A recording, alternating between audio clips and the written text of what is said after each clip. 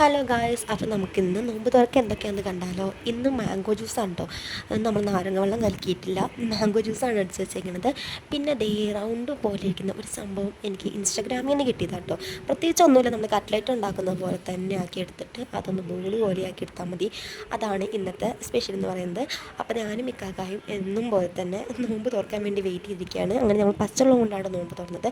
അപ്പോൾ കുറച്ച് പേര് എന്നോട് ചോദിച്ചു എന്താ പച്ചവെള്ളം കാരൊക്കെ ഉപയോഗിക്കാത്തത്. പക്ഷേ കാരൊക്കെ കൊണ്ട് എനിക്ക് പച്ചവെള്ളം കുടിക്കാനാണ് ഒരു സംതൃപ്തിയുള്ളൂ.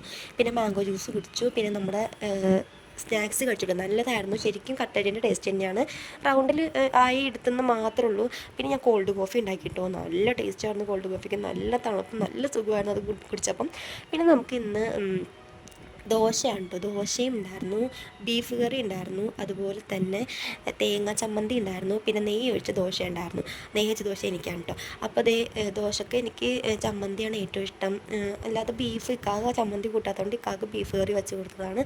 അപ്പോൾ ഞാൻ ബീഫല്ലല്ലോ, ചമ്മന്തിയും ദോശയും കഴിക്കുകയാണ്. നല്ല ടേസ്റ്റാണ് കേട്ടോ. ഒരുപാട് ദിവസമായല്ലോ കഴിച്ചിട്ട്. നമുക്കിപ്പം ബ്രേക്ക്ഫാസ്റ്റിന് കഴിക്കാത്തത് കൊണ്ട് നല്ല ടേസ്റ്റിൽ നമ്മൾ കഴിച്ചു. അപ്പം നിങ്ങൾക്കൊക്കെ എന്തായിരുന്നു നോമ്പിനൊന്നും കമൻറ്റ് ചെയ്തേക്കണേ. പിന്നെ നമുക്കിന്ന് മുന്നത്താഴ് വീഡിയോ ആയിട്ട് കാണാം കേട്ടോ. ബൈ.